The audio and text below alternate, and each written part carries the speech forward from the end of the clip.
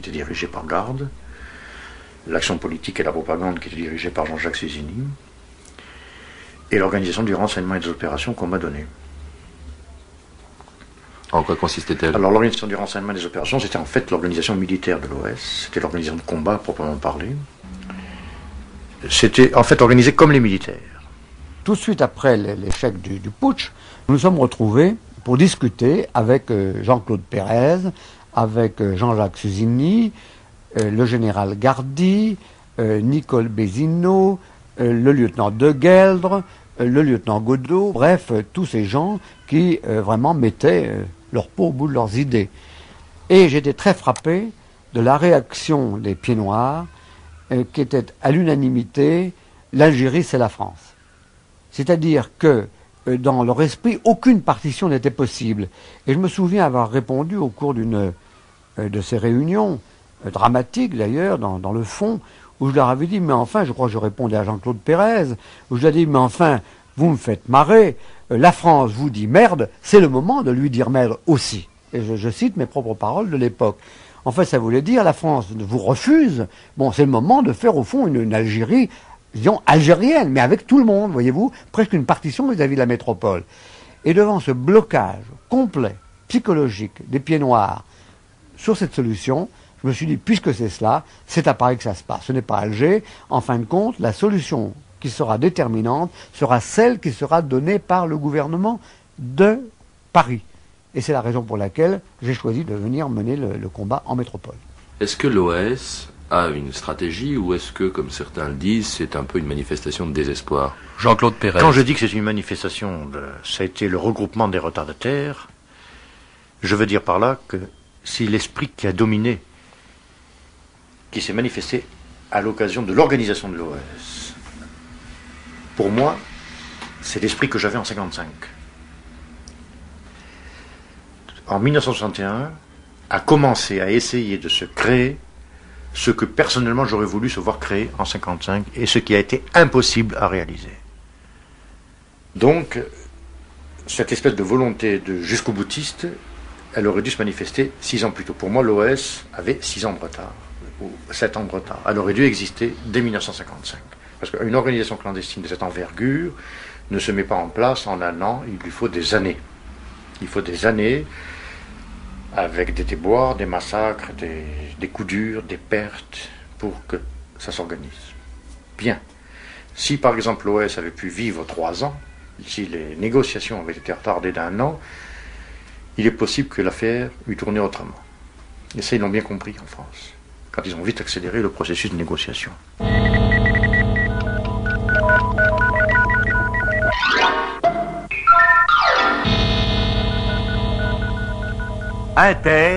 Actualité.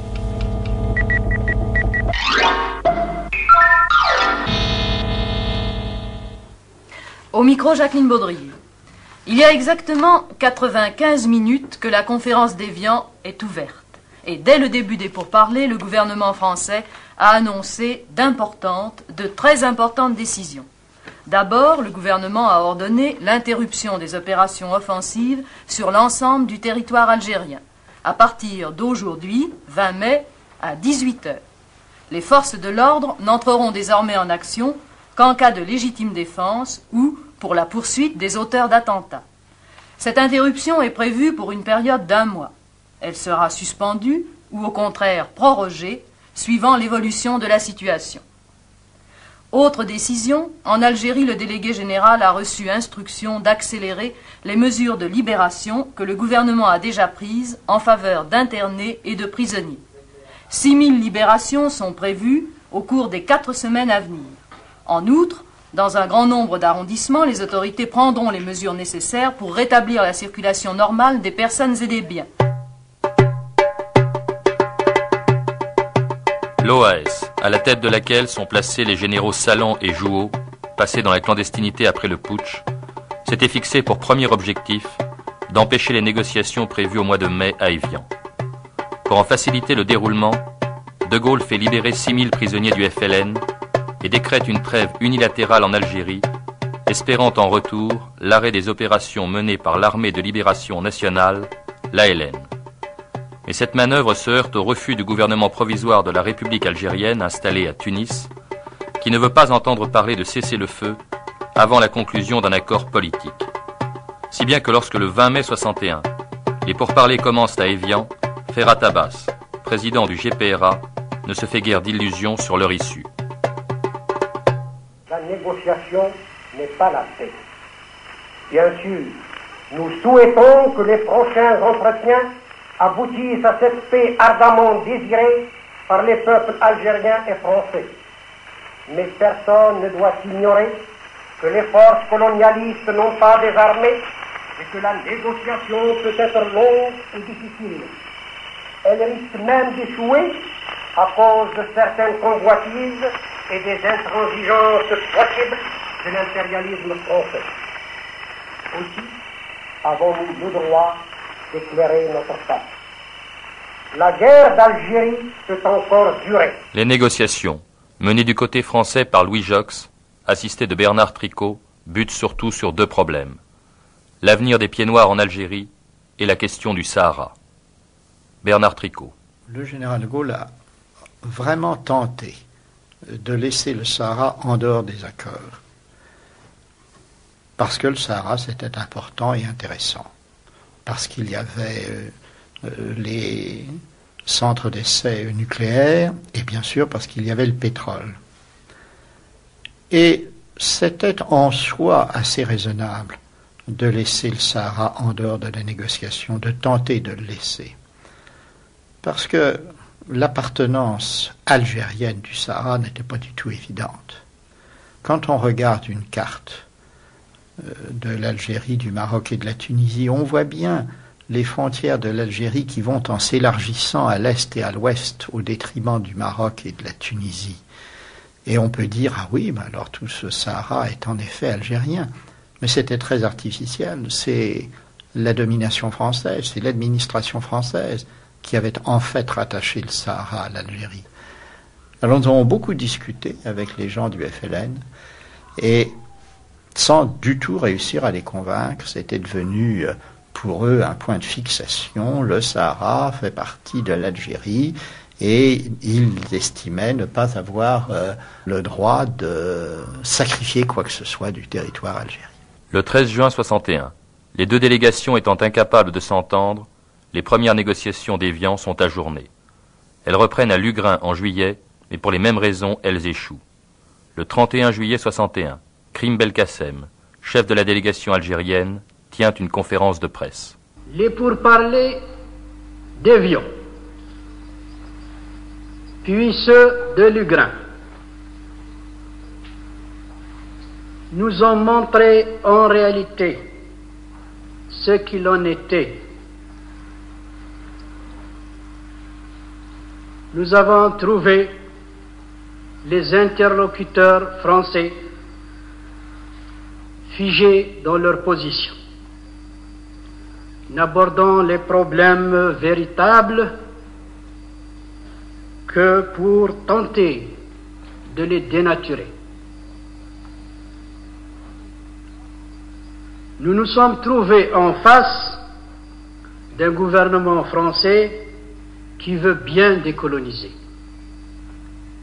mais à moitié, c'est-à-dire maintenir l'Algérie sous une domination coloniale à peine déguisée.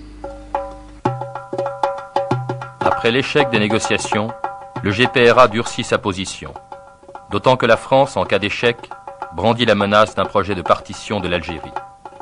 Cette attitude a pour effet de durcir le comportement du FLN. En août 61, le modéré Ferhat Abbas est remplacé à la tête du GPRA par un partisan de la fermeté, Benreda. De son côté, en Algérie, l'OAS multiplie les initiatives pour mobiliser les Pieds-Noirs auxquels elle demande de manifester leur détermination. Dans les rues d'Alger, en créant des embouteillages monstres, en scandant Algérie française à coups de casserole et en se mettant à l'écoute des émissions pirates qu'elle diffuse à partir du mois d'août. Ici Alger. Vers 13h, les émissions de France 5 ont été interrompues à la suite de la destruction des câbles électriques d'alimentation des émetteurs de Ouled Fayed et des Eucalyptus, qui sont les deux émetteurs de France 5. Une émission fut diffusée immédiatement après la coupure sur une fréquence très voisine de celle de France 5. Un speaker anonyme a pris la parole pour annoncer la mobilisation prochaine par l'OAS de 100 000 Français d'Algérie. Puis l'ex-général Salan a pris à son tour la parole, mettant en cause la politique du général de Gaulle et affirmant que l'Algérie resterait française. L'émission a pris fin aux environs de 13h15. Elle a donc duré près d'un quart d'heure. La Marseillaise et le chant des Africains alternaient avec les déclarations enregistrées. Ici Alger, à vous Paris.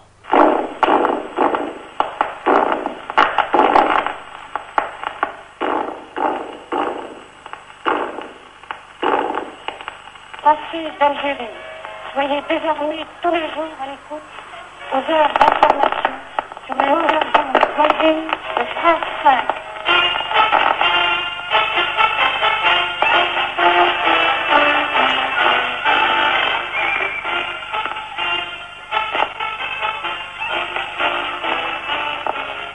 L'OAS dispose d'une grande popularité chez les pieds noirs. Jean Morin, délégué général du gouvernement en Algérie. Sa popularité, c'est difficile à dire, parce que, d'une part, elle est composée d'un noyau agissant, pas tellement nombreux. Il est évident que les Européens d'Algérie ont été déçus par le putsch, parce qu'ils auraient bien préféré que l'opération Charles réussisse, plutôt que le succès de l'OAS. Oui, mais les dirigeants de l'OAS proviennent quand même des pieds noirs, des rangs des pieds noirs. Oui, mais enfin, les dirigeants de l'OAS, d'abord, c'est les militaires.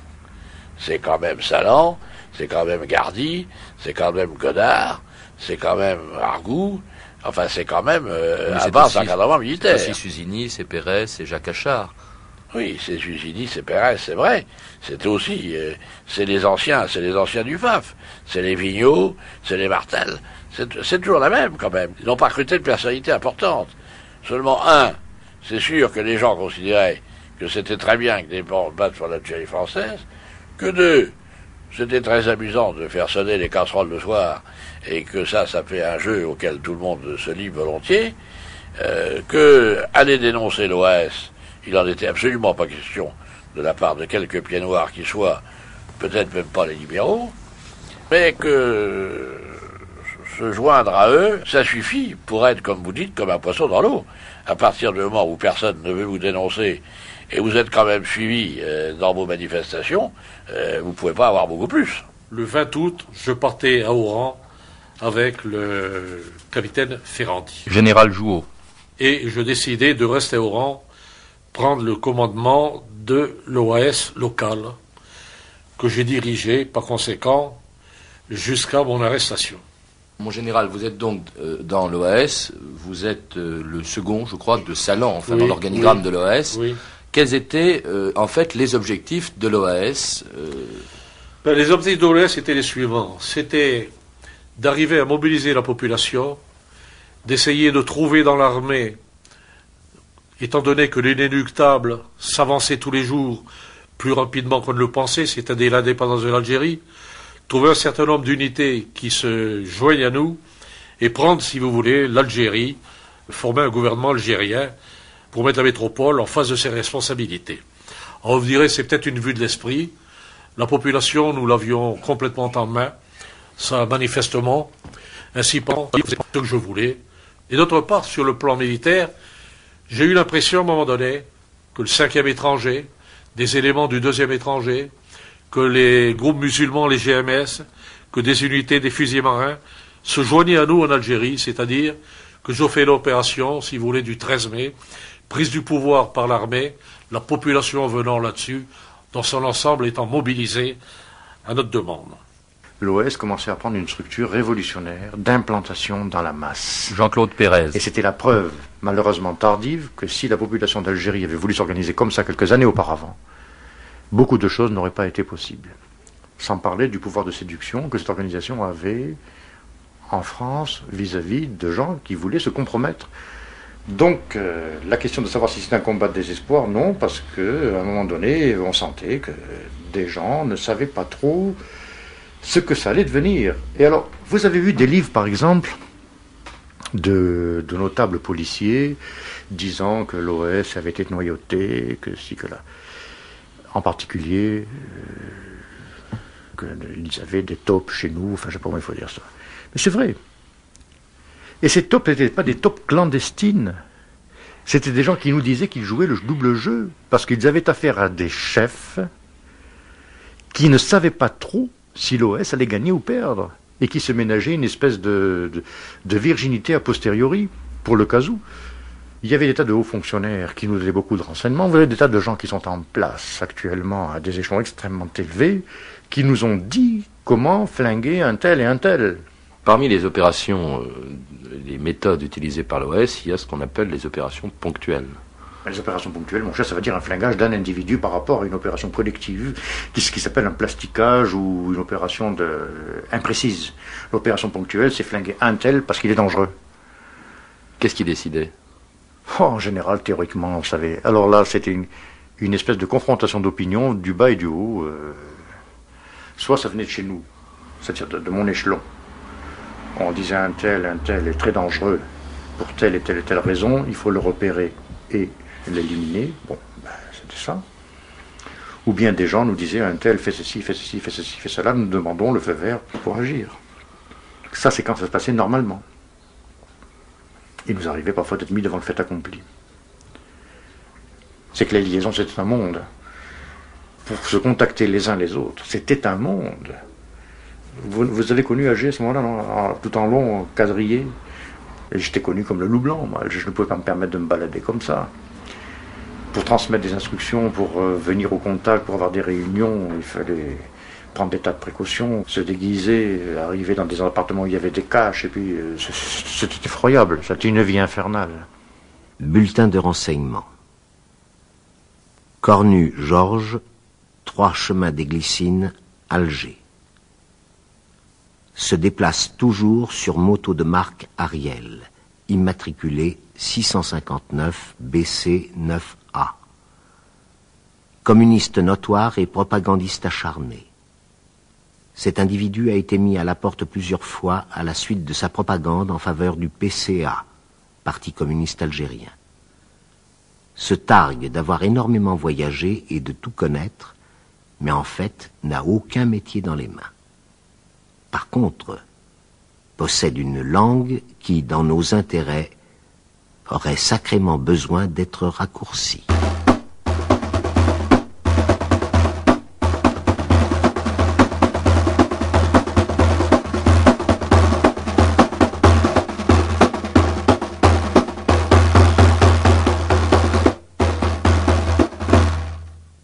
Tués. Vous savez, à la fin, il y a eu des horreurs commises des deux côtés, mais ne parlons pas... Marie-Elbe. Bon, l'OAS, moi, je veux pas du tout excuser, ni justifier rien, mais je ne vais pas plus être épouvanté par ce qu'a fait l'OAS que par ce qu'a fait le FLN. À la fin, quand le FLN enlevait des pieds noirs à la périphérie des quartiers musulmans, français, franco-musulmans, ou même dans des quartiers, parce qu'à la fin, on vivait plus dans les quartiers musulmans.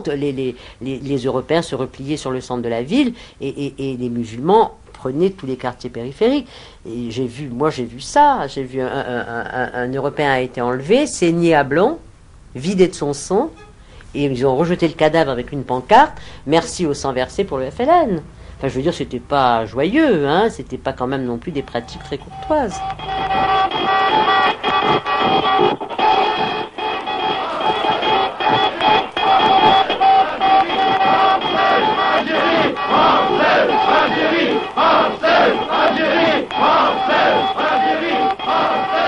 Mouloud Faraoun, journal 26 septembre 1961.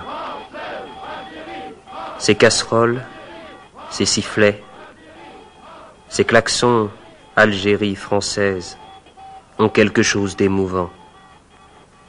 Cela a duré 2 heures sans une seconde d'interruption. Ce n'est plus de l'hystérie, mais un cri désespéré, interminable, qui remue les plus endurcis. Voilà comment on est balancé continuellement entre 2 mondes qui s'entretuent, pleurent, souffrent, appellent en vain au secours, cris dérisoires des casseroles, quête pathétique d'un impossible miracle. Cela ne me fait pas oublier les autres, les miens, qui n'en finissent pas de tomber, de se faire haïr, et ne parviendront sans doute jamais à émouvoir leur vis-à-vis. car il y a longtemps qu'on se refuse à les prendre pour des hommes. Chez l'Européen, le découragement est immense. Il ne croit plus à l'Algérie française. On sent partout un vent de débâcle, et la ville se plonge peu à peu dans une indéfinissable tristesse. La tristesse visible des rues, des magasins vides ou éventrés. La tristesse invisible des douleurs cachées, des appréhensions obscures, des terreurs inavouées, des paniques justifiées. Dans la nuit, un chant monte doucement, frère, entends ma voix, et viens avec moi, au bout du chemin, s'ouvre clair matin, pour notre pays, pour notre pays. Algérie française, Algérie française, lance des mains, Algérie, dans sa mère et donc tous les enfants, soient unis pour l'avenir. Le ciel est plus bleu et nos cœurs joyeux chantent, chantent la Marseillaise. Devant l'espoir des esprits s'apaisent. Algérie française.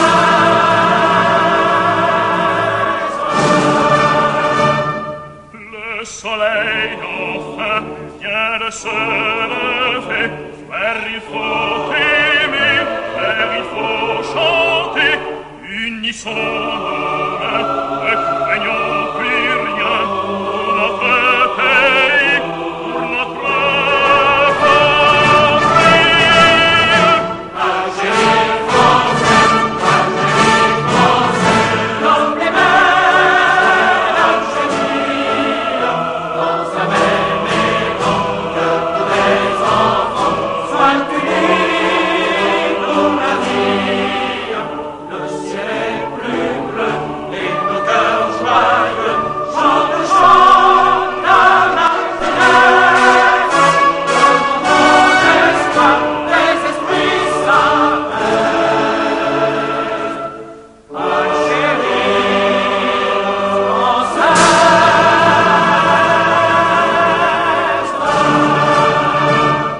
La France, dans sa majorité, comprend que quelque chose d'essentiel est en cours. Et ce n'est pas ce renouveau dont on parle tant. Les officiers, traînés sur les bancs de la justice spéciale et qui clament leur foi, expliquent la profondeur du drame que vit le pays. Les mécontentements qui s'élèvent de toutes parts confirment la cohésion nationale dans l'opposition. Et puis enfin, le seul fait que je puisse prendre la parole sur les antennes mêmes de la radio-télévision officielle n'est-ce pas une des preuves éclatantes que le pouvoir se meurt lentement abandonné de tous.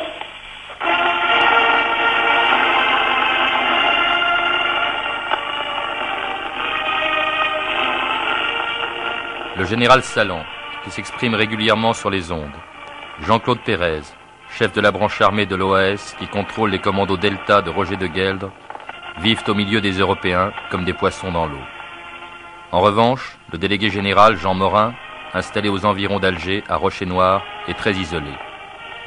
Pour lutter contre l'OAS, qui dispose de complicités évidentes dans la police, le gouvernement s'appuie en Algérie sur une organisation gaulliste, le Mouvement pour la Communauté, MPC, et y envoie discrètement des gendarmes de métropole, la mission C de Michel Hack.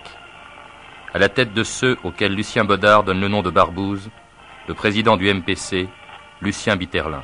C'était une réaction de la base. On n'a pas toujours bien compris que ce n'était pas le pouvoir qui confiait une mission. Nous étions un certain nombre de militants concernés, établis en Algérie pour certains, gaullistes, anciens des forces françaises libres ou de la résistance, que ce soit le TAC, que ce soit d'autres qui avaient choisi de vivre en Algérie et qui estimions que le pouvoir ne faisait peut-être pas tout ce qu'il fallait pour convaincre par les voies médiatiques les Français et les Algériens de l'évolution de la situation. et nous estimions que le parti gaulliste sur place en Algérie n'était pas aussi dynamique qu'il aurait dû l'être, aussi lucide, et qu'il y avait une carence qu'il fallait contrer. Et nous nous sommes réunis avec un certain nombre d'amis pour faire des propositions en se disant voilà, il nous faut une structure indépendante, il nous faut convaincre les Français d'Algérie qui doivent rester dans le cadre d'une Algérie indépendante, il nous faut lutter contre l'OAS qui va conduire le pays à la ruine, non seulement l'Algérie mais la France. Et il nous faut convaincre les Algériens que l'avenir, c'est effectivement cette Algérie nouvelle qui sera associée à la France dans le cadre d'une coopération digne des deux pays.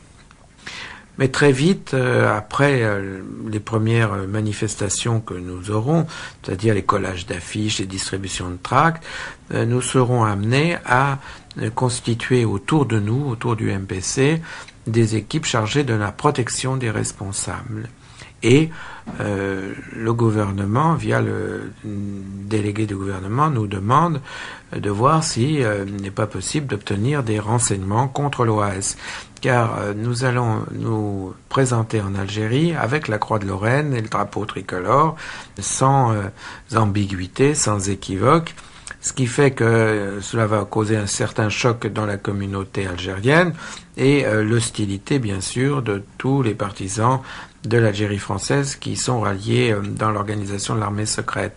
Le gouvernement était quasiment isolé en Algérie, on le sait trop peu.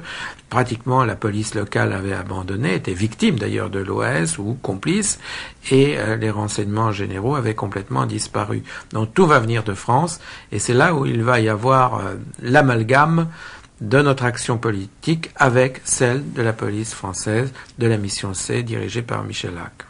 Et c'est là donc que nous allons être affublés, nous et eux, de l'étiquette barbouze. Parmi vos adversaires les plus acharnés, il y avait aussi les barbouzes.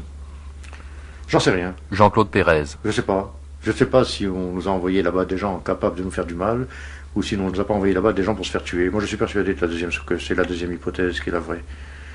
Ils se sont trop manifestés en arrivant. Par définition, un barbouze, ça se voit pas. Hein. Un barbouze, ça ne va pas se voir. Une caserne de barbouze, c'est une connerie.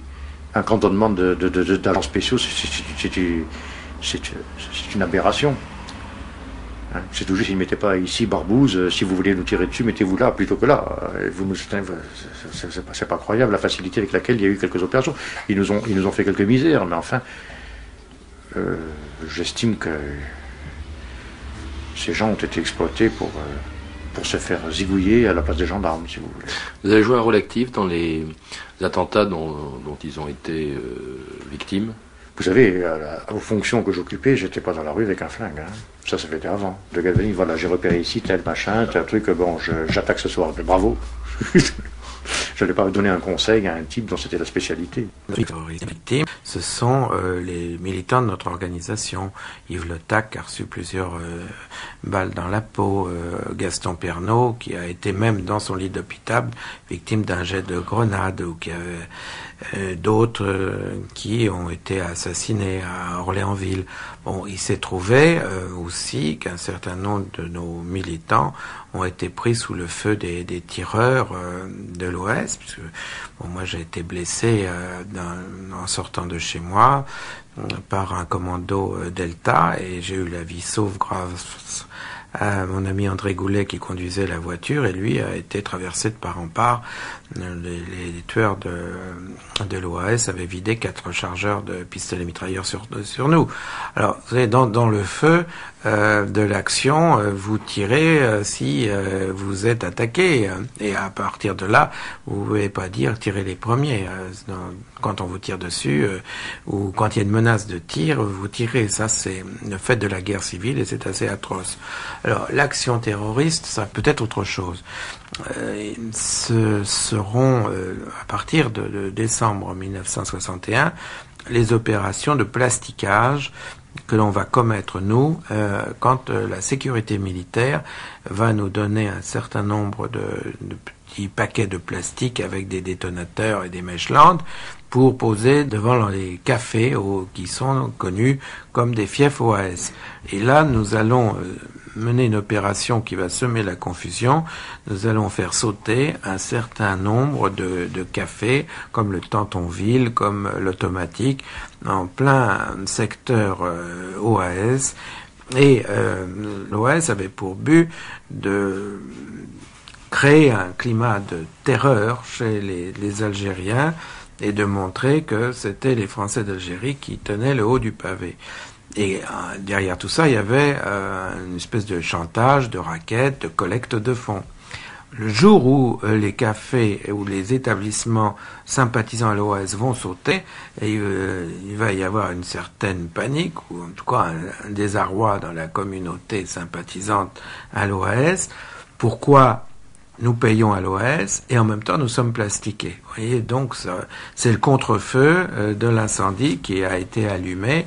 Était-ce un bien, était-ce un mal? Toujours est-il que nous avons fait ce genre d'opération à la demande de la sécurité militaire pour bien montrer que l'OAS n'était pas seul sur place et qu'il fallait compter avec un autre courant, un courant français anti-OAS.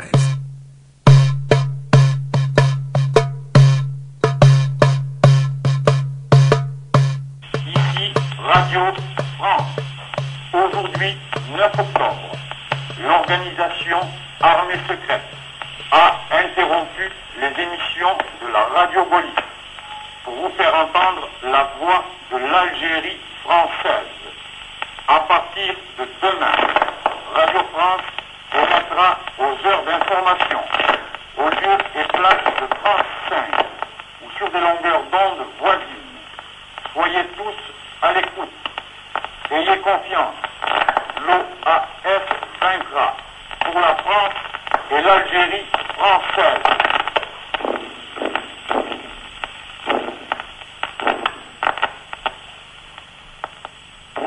En janvier 62, 19 membres du MPC seront tués par l'OAS dans le local de leur mouvement à Alger. Mais la France métropolitaine n'est pas épargnée non plus par ce climat de guerre civile. L'OAS s'y manifeste, ainsi que le FLN, qui le 17 octobre 61 à Paris organise une manifestation de travailleurs musulmans contre le couvre-feu qui leur est imposé.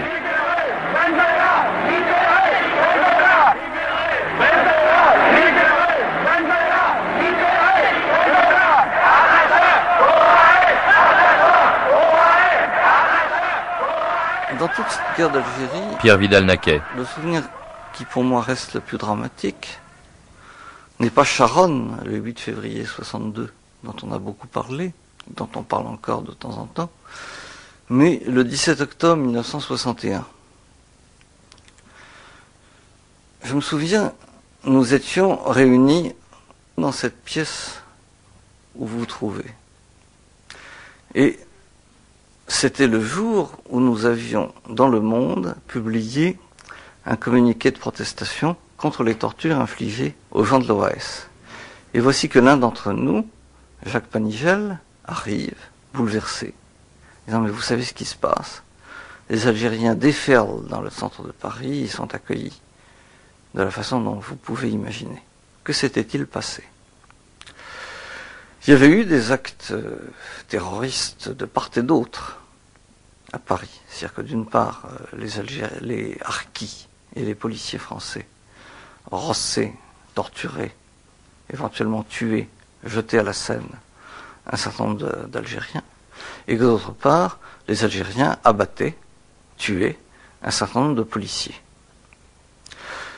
Le préfet Papon crut trouver une solution en imposant un couvre-feu aux Algériens, couvre-feu qui ne pouvait pas ne pas apparaître comme une mesure purement et simplement raciste. Les Algériens, à l'époque, ils étaient citoyens français.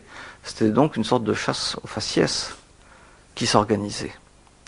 Pour protester, les Algériens organisent, le 17 octobre, une énorme manifestation silencieuse, sans armes. Ils ne trouvaient aucune arme. Les gens étaient fouillés avant d'aller sur les lieux de la manifestation par les responsables du FLN. Et ils y allaient, les hommes, les femmes, les enfants, et on ne leur permettait pas d'avoir le moindre canif sur eux.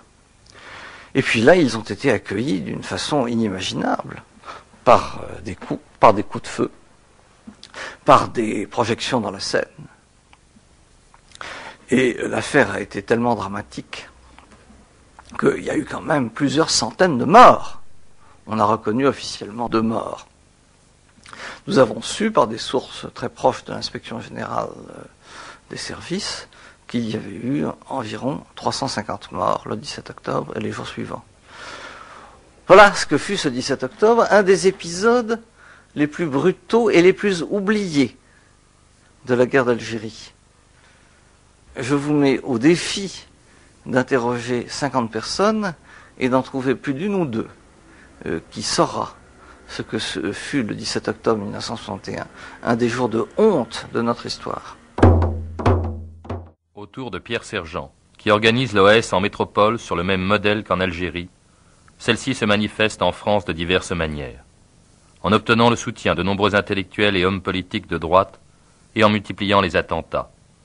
Et son action devient vite incontrôlée lorsqu'en décembre 61, le général Salan envoie en France André Canal, dit Le Monocle, qui remet en cause l'autorité du capitaine Sergent. L'histoire des attentats est très nette. Je suis à l'origine, évidemment, des ordres qui ont été donnés, c'est-à-dire de créer des événements aussi bien à Marseille, à Bordeaux et à Lille, de façon à ce que, le jour venu, on puisse créer des incidents au même moment, pour montrer qu'il y avait, à la tête de l'organisation, un cerveau, qu'il y avait une organisation qui existait, de façon à mobiliser le peuple français. Et pendant plusieurs semaines, voire plusieurs mois, il faudrait revoir les dates, n'est-ce pas, l'affaire a complètement marché, et nous avons fait des actes très concrets, très précis, qui ont mobilisé effectivement le peuple français. Vous me direz que ce n'était pas mobilisé forcément pour nous, c'est exact, mais il reste une vieille règle de la propagande, c'est l'essentiel est qu'on en parle, et qu'il fallait donc impérativement que les Français se sentent concernés. Ensuite, il y a eu divergence. Pour ma part, j'ai créé des commandos d'action, c'est-à-dire des gens qui devaient faire des actions beaucoup plus ponctuelles, comme on disait à l'époque, et ne viser que les responsables directs de ceux qui étaient nos adversaires, voire nos ennemis. Or, il est resté toute une branche qui n'était pas d'accord avec moi, ou qui faisait semblant d'être d'accord, et qui continuait à lancer des opérations, notamment des nuits bleues, comme on disait à l'époque, c'est-à-dire des explosions un peu partout. Et il était évident qu'un jour ou l'autre arriverait un incident. C'est la raison pour laquelle j'ai eu avec André Canal, c'est l'histoire, on peut en parler 25 ans après, j'ai essayé même de faire arrêter André Canal parce que ce qu'il continuait à faire me semblait extrêmement dangereux pour l'organisation et pour les buts que nous recherchions. André Canal arrive en France en décembre 1961 sur ordre de Salan, qui lui donne aussi le commandement de l'OAS. Enfin, comment ça s'est passé exactement? Malheureusement, il avait dans la poche un accréditif du général Salan qui lui donnait des pouvoirs considérables en métropole. Et comme en plus de ça, cet homme était un homme efficace, il était arrivé avec du matériel et notamment de l'explosif en quantité industrielle, eh bien on ne pouvait plus l'arrêter dans ses actions. Et je crois que ça reste un des points noirs de la stratégie de l'OAS et que c'est une erreur fondamentale parce que ce qui devait arriver est arrivé, c'est-à-dire qu'un beau jour, une explosion a blessé une petite fille et que tous nos adversaires de l'époque ont saisi l'occasion pour retourner toute l'opinion publique contre nous. Quelles sont donc les conséquences psychologiques de l'offensive du plastique? Cela paraît clair et je doute que ce soit le but recherché par l'organisation armée secrète. On constate en effet une véritable mobilisation de l'opinion métropolitaine que certains d'ailleurs cherchent visiblement à exploiter à des fins politiques qui vont bien au-delà de l'affaire algérienne. Quoi qu'il en soit, il y a unanimité contre cette violence aveugle dans toute la presse parisienne ce matin. L'indignation s'exprime en termes véhéments et la première édition de France Soir montre déjà qu'il en sera de même dans les journaux de l'après-midi. Je vous donne le titre de son éditorial, ce sont des assassins. Quoi qu'en dise l'OAS, le plastique tue et tue aveuglement, aussi bien que les attentats du FLN, des innocents, des vieillards et des enfants.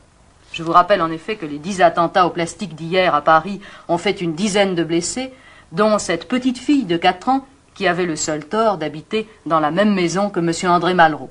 Daniel Pouget, Vous êtes allé ce matin prendre de ses nouvelles à l'hôpital Cochin où elle est soignée. Comment va-t-elle? En effet, Jacqueline Baudrier, je suis allé ce matin à l'hôpital Cochin au service d'ophtalmologie dirigé par le professeur Offray. La petite Delphine a passé une nuit relativement calme et la première opération tentée hier semble avoir réussi.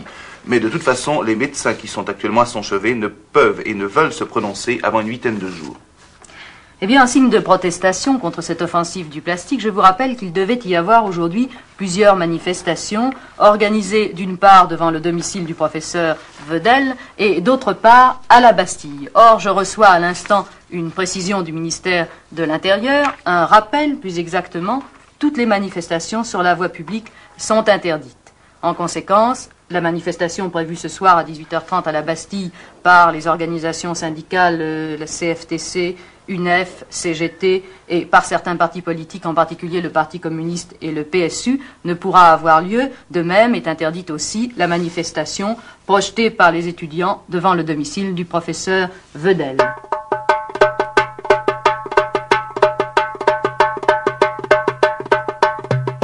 Après l'attentat contre André Malraux, dont est victime une petite fille de 4 ans, Delphine Renard, le 7 février 62, et malgré l'interdiction du ministre de l'Intérieur Roger Frey, les organisations de gauche manifestent quand même à la Bastille. Au métro Charonne, une charge de la police provoque la mort de 8 manifestants. Le pourrissement de la situation en Algérie comme en métropole conduit De Gaulle à accélérer la reprise des négociations. Pour y parvenir, il renonce au Sahara. Au sein même du GPRA, certains éléments sont aussi favorables à la reprise des pourparlers, craignant les progrès de l'OAS en Algérie. Mais il faut convaincre les éléments durs du FLN, hostiles à toute concession. C'est pourquoi, avant de reprendre les négociations, une délégation du GPRA, menée par Ben Tobal et Krim Belkacem, rencontre à Aulnoy les 5 dirigeants du FLN, dont Ben Bella, prisonnier depuis 1956, pour leur soumettre les propositions que compte faire le GPRA aux pourparlers qui doivent se tenir dans le Jura, aux Rousses, quelques jours plus tard. Ben Bella. Dans la négociation de Vian, oui, nous avons été tenus à l'écart, totalement à l'écart. Et puis, voilà qu'un jour, nous avons été contactés par des éléments du GPRA, par notamment Ben Tobal et d'autres, je crois, que Krim qui est venu, etc.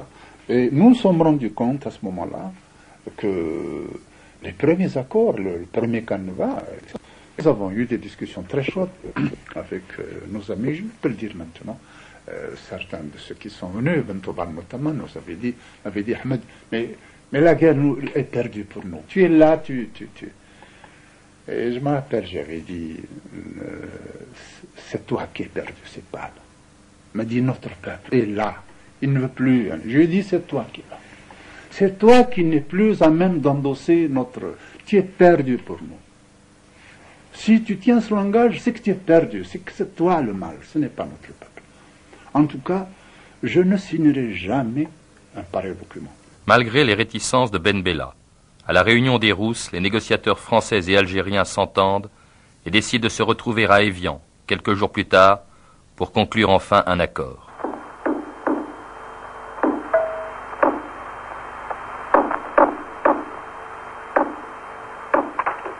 Ici, à Radio France, la voix de l'Algérie française.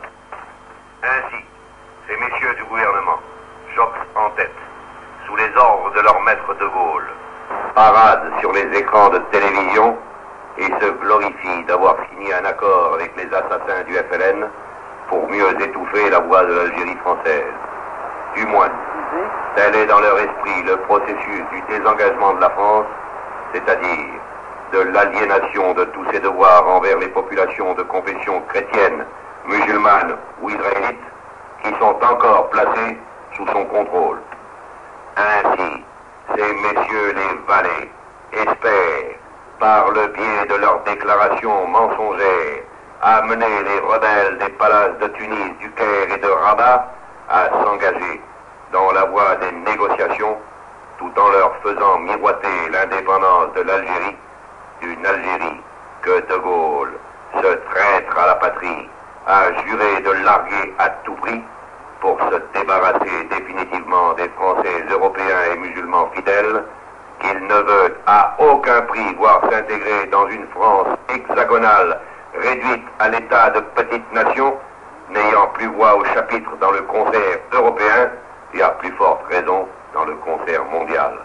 Quoi que vous fassiez, De Gaulle, Debré, Jox ou Frey, plus connus sous le nom de Roger Lahonte, vous trouverez sur votre route des hommes décidés à lutter jusqu'au bout pour la victoire de la vraie France, derrière leur chef, le général Salan, qui, lui, au moins, n'a jamais trahi le serment fait en 1958 et depuis 1954 par les forces armées françaises de conserver cette portion du territoire national à la France. L'OAS n'abandonnera pas la lutte. Les chiens aboient, la caravane passe. L'OAS vaincra, soyez-en certains. Vive l'Algérie française, vive le général Salan, vive la France.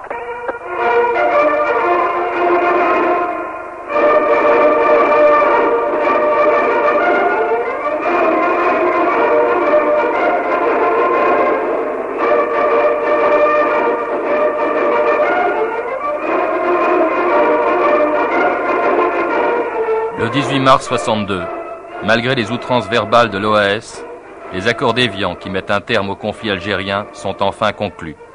Parmi les signataires, Bernard Tricot. Ce n'était pas la joie. C'était un mélange bizarre. Il y avait l'idée, bon, ben voilà une épreuve qui dure depuis 8 ans. Elle s'achève. Et encore nous étions dans l'illusion, car nous croyions qu'elle allait s'achever. Or les massacres des deux côtés ont continué pendant des mois. Elle s'achève. Mais d'autre part, ça avait été si pénible, si long. Il avait fallu renoncer à tant de choses. Et on sentait qu'il y avait tant de menaces qui pesaient encore que nous n'étions pas réellement joyeux. Alors pour la première fois, les deux délégations se sont serrées la main. Je vois encore toutes ces mains qui se rapprochent par-dessus la table, qui s'entrecroisent, qui se serrent, qui se retirent. Oui, il y avait là un moment sans doute d'émotion. Mais je crois que des deux côtés, on sentait qu'il y avait encore tant d'obstacles à vaincre, que c'était la gravité qui l'emportait. Le général d'armée Gardy vous parle.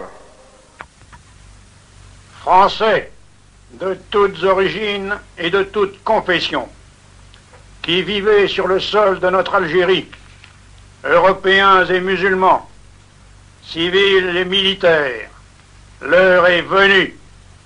La trahison gaulliste est consommée. L'entente est scellée entre un pouvoir d'imposture et l'ennemi implacable auquel il veut livrer cette terre et ses habitants, citoyens français. Sous le couvert d'illusoires garanties qui seraient balayées par le futur État FLN comme chiffons de papier, ce qu'elles sont et rien autre chose, uniquement destinées à sauver la face à notre dictateur. Celui-ci a décidé l'abandon. Conçu par ce vieillard dément, soutenu par une mafia d'intrigants serviles, ce faux semblant de paix, cette capitulation honteuse ne se fera pas. Le peuple français d'Algérie se dresse pour la résistance. Les forces de l'ordre, gendarmes mobiles, CRS et unités de quadrillage sont invités à se refuser à toute action dans le secteur délimité par la caserne Pélissier, la caserne d'Orléans, Climat de France et Saint-Eugène. 48 heures de réflexion sont laissées aux officiers, sous-officiers et soldats qui, à partir du jeudi 22 mars 1962 à 0 heure, seront considérés comme des troupes au service d'un gouvernement étranger. Faute d'avoir pu empêcher la signature des accords d'Évian, l'OAS essaye désormais de les rendre inapplicables et de mobiliser la population contre les forces de l'ordre. Le 23 mars, à 10h, place de Sey à Bab el-Oued, le commando Alpha de Jacques Achard, conformément à l'ultimatum, tire sur un camion de l'armée, tuant 7 soldats. Aussitôt, le quartier de Bab el-Oued est bouclé, l'armée et l'aviation interviennent.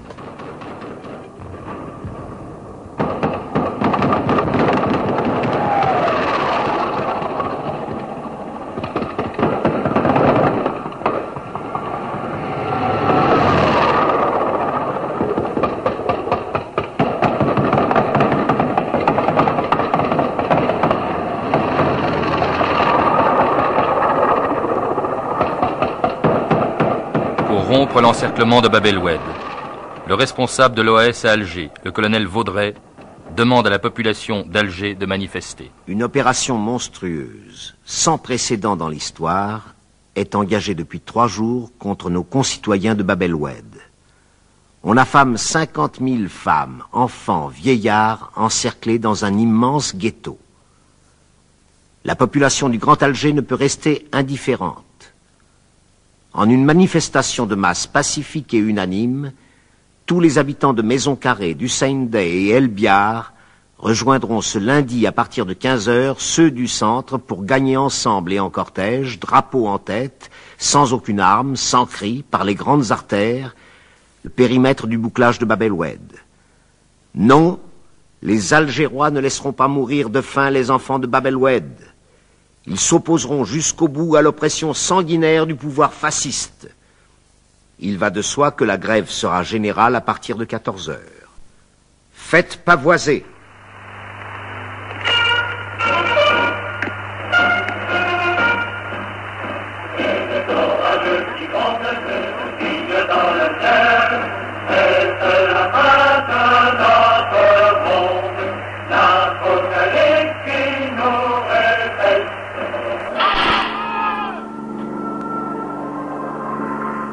La fusillade fait 46 morts et 200 blessés. Elle apprend aux pieds noirs que l'OAS, qui les a entraînés dans cette manifestation, ne peut faire reculer un pouvoir déterminé à faire appliquer les accords d'Évian. Compromise par l'action de l'OAS, la population pieds noirs commence déjà à quitter l'Algérie.